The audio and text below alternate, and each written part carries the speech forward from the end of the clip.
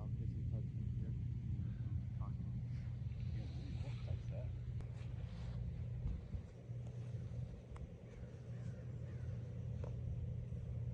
Good putt. Nice. And you know, I said third day when I had probably 6, 7 up and downs for scrambling just on the back nine. Yeah. And I think that day I had probably around 26 putts for that round. And for the final round, I had probably just 28 or 27 putts. Really? Yeah. Good. I really felt like my putting was saving me even till the last day. Yeah. I was worried before, after the third round, when I was in your car, and we were talking about, I was worried because I wasted a good putting day. Right. And I thought I might not have another good putting day. Right. But it was, after you talked to me, I felt really good and not as nervous or superstitious. And I had a pretty decent putting day on the final round. Right. Yeah. You seem to putt well most of the days. Yeah. I think it's about positioning yourself for birdie, really strong birdie opportunities. Yeah. That's the difference between that and par saves. Obviously, is your positioning on your approach shots. Yeah. Yeah. So off the tee, I wasn't hitting as many fairways. I was actually hitting more fairways in the last round, but the irons weren't as good on the front nine, so the early couple holes. Yeah. And any holes? Did you have trouble with any particular holes on the front? On the front, on number 3, where it's next to hole 7. Yeah. I thought I hit a really good shot off the tee. I hit a little draw off the right bunker. It was just a little too much. It hit the left rough and went left of the carpet. Yeah. There were like those little in rocks. the desert. Not quite in the desert, but there's like a bunch of little rocks like this big. Yeah. And then there's desert. So I was in those rocks. Yeah. Well, that's a tough angle from there because you got water on the right past the hole. Yeah. And then you got 2 bunkers on the left. I had to hit the big hook. Yeah. And the first one I saw the ball, I had no shot. It was like in between the rocks.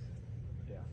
But then the rules official came. I asked if I can move the rocks, and he said yes. So I clean up the rocks, and then actually got a shot.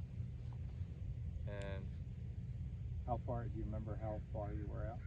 It was 168. Okay. I wanted to hit 8-iron, a big hook. Yeah. My dad wanted me to hit 9, just to make sure the ball comes out of it.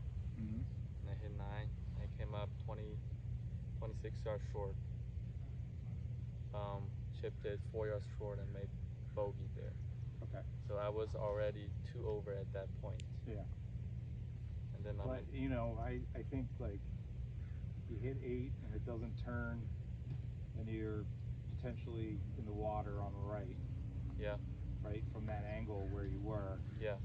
So, I think that was the right call. You avoided double at least anyway. Yeah. I had a chance to save par. I think that's one of those ones where, I mean, maybe you could hit it into the green, but it's a lot of risk with that particular hole from that angle. Yes. Yeah. So I think it was the right play. Because I had to hit a big hook. If it doesn't hook as much, the 8-iron will go through the fairway. Yeah. Did you play it low on your chip shot in? Oh, chip shot? Yeah. Yeah. Tried to hit it, bump and run. Yeah. Good. Came up short. Okay. But after those 2 bogeys, my mentality was like even more. I was more relaxed. Yeah. Because I'm like, I'm out of tournament now. I probably just free up and go as low as I can. And I think that's when my mentality changed, and then I played better. Since then, I got 4 birdies until all the way up to hole 17. That's my last bogey of the day. So I had, after hole 3, from hole 4 to hole 16, I had 4 birdies and all pars. So it was good. So when you had 2 bogeys, yeah, are you tense or are you more relaxed usually? I'm more relaxed. Yeah. Because I knew I'd probably, it's a good chance I'd probably be out of the tournament. But how about if on other tournaments when you're over par, do you get relaxed as well? Or do you It depends. press? It depends what position I am. If I'm like 40 something, 50, all the way down below, I'm relaxed.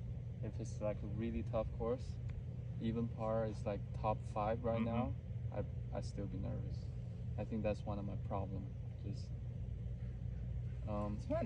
Is it? You're just pressing, right? It's not nervous. You're tensing up a little, maybe. Yeah, tensing. If I get too tense, it starts to get nervous. Yeah. And then on hole, I think that's why on hole 17 and 18, the last couple holes, I wasn't able to come back with 2 under, just because I knew I was on the number, and the pressure came back. Yeah. Because I was out after 2 holes. Yeah. I knew I'm probably out of the tournament. I'm relaxed, I'm free up, and then once I found out, oh, now I'm on the number, I'm a little bit. Were you? You had a lot of adrenaline coming off. What, 2 or 3 birdies in a row, or yeah, in succession?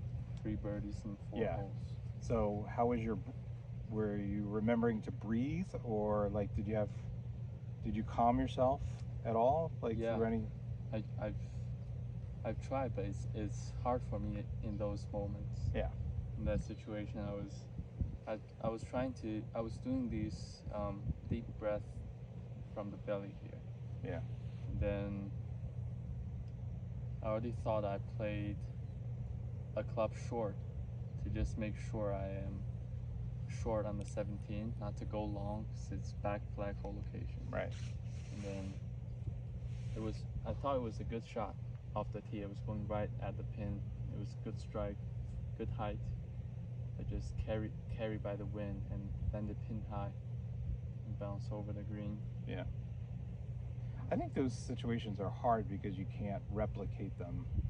You can't practice having the adrenaline and, you can't being in the tournament. And the breathing is, if you just start it and you haven't practiced it, I think it's hard sometimes. But I think maybe there's other things we could do, like, maybe you treat yourself. Like for me, it would be just, putting some Gatorade mix in water, and like that's something I look forward to, and that's going to slow me down. Yeah. As an example, or maybe it's a power bar or something you eat, or something that just kind of takes your mind off what your position is in the tournament. That's very important. So, I mean, I think there's things that we should, you should think about. Yeah. In terms of what can I do to slow me down. Yeah. In terms of while you're walking from one hole to the next. Yeah. It may not be breathing as much as it is just getting your mind on something you look forward to. Yeah. And I think also my mind was very exhausted at that point. I felt like I'd gone through so many little testers for par. My mind was like a little bit tired, actually. Just, I really wanted to get that one down too. I just felt like I wasn't quite ready enough before I hit the ball. Yeah. It was very exhausting. My mind wasn't concentrated enough. Yeah. Yeah. Well, maybe it's a distraction or something that, you did play 4 days of tournament golf, where you needed to play well to move on. So that is straining. Yeah.